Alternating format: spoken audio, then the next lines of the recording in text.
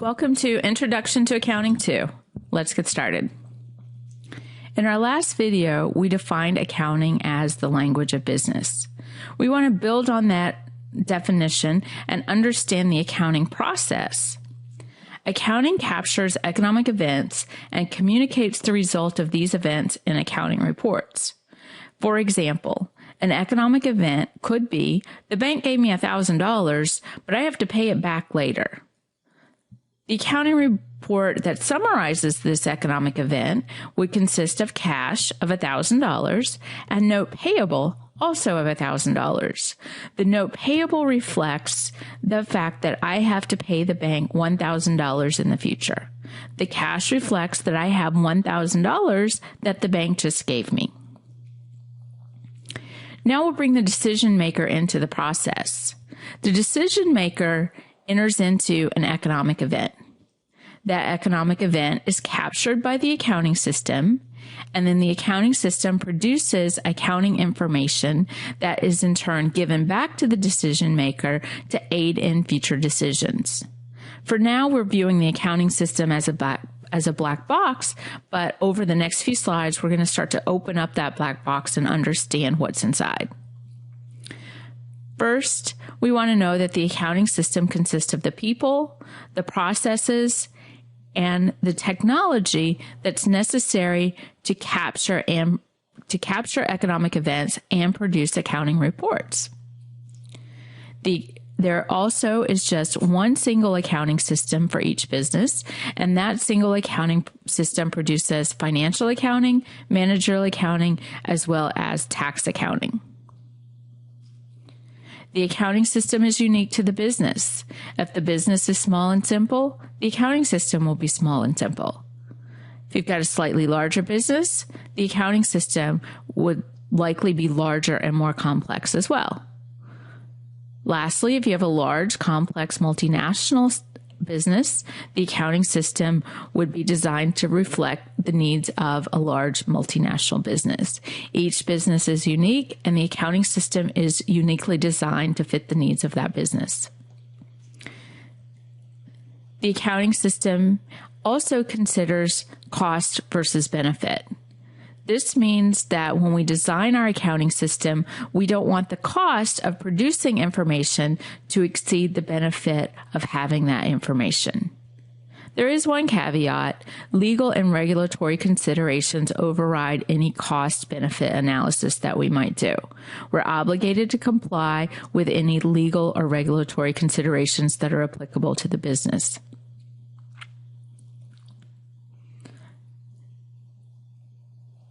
Now we know that the accounting system captures economic events and produces accounting reports. Let's take a more careful look at what goes on inside the black box. First, the accounting system interprets the economic event. That's really the hardest part of accounting, is interpreting what just happened.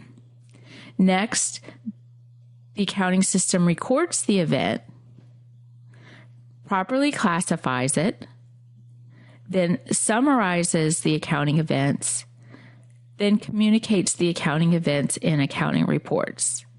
So the accounting system will interpret, record, classify, summarize, and communicate. The final product of the accounting system will be the accounting reports that are provided to the decision makers. Internal control is very important in an accounting system. Internal control consists of the policies and procedures that are dedicated to the production of reliable reports, compliance with laws and regulations, and the efficient and effective business operations.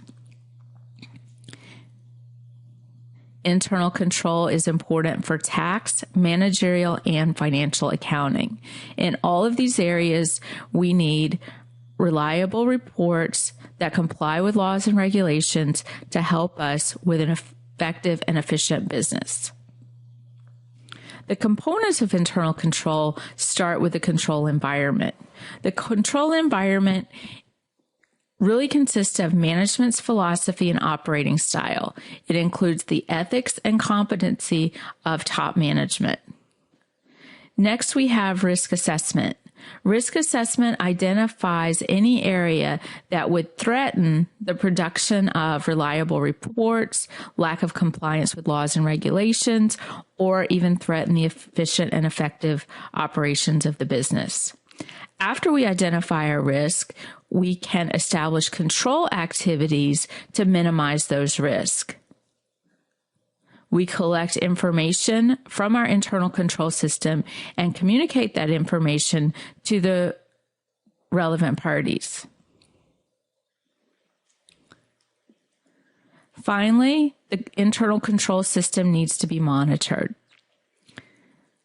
To review, we've established that the accounting system should be designed to meet the needs of the user.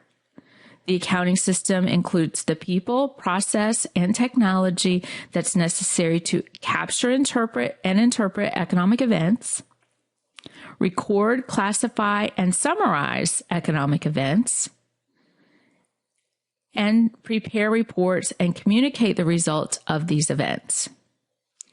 The system of internal controls include the policies and procedures that are necessary to produce reliable reports,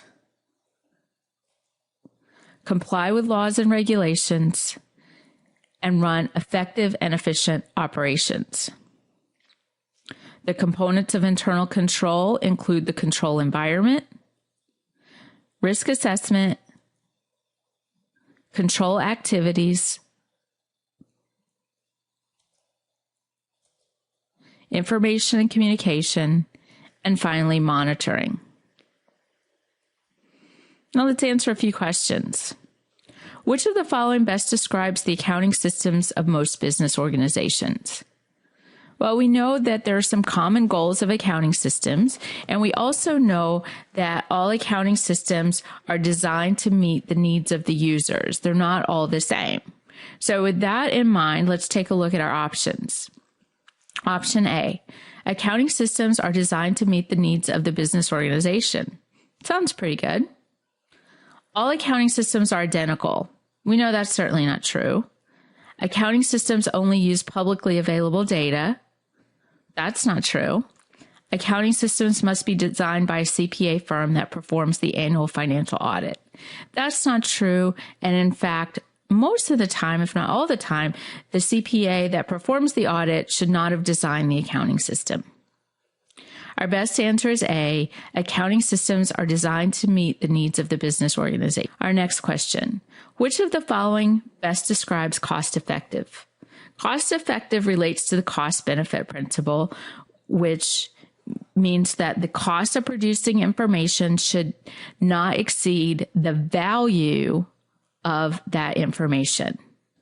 So if we look at our choices, information is cost effective if it helps management in controlling cost. The information is generated by a computer-based accounting system. Information is cost effective if it is based on historical cost, or information is cost effective if the value of producing the information exceeds the cost of producing it. So option D is the one that's consistent with the cost benefit principle. So our best answer is option D. Next question. Which of the following is not an objective of the system of internal controls? So be sure to notice the word not. We're looking for which is not an objective of the system of internal controls. Produce reliable reports. Yes. Comply with laws and regulations. Yes. Guarantee profitability. Internal controls can't do that. Run business effectively and efficiently. That's a goal of the system of internal controls. So the one that's not is option C, guarantee profitability. So our last question, why is accounting cool? Now we know that accounting helps people make better decisions by producing relevant and reliable reports. By having this information, accountants rule the world.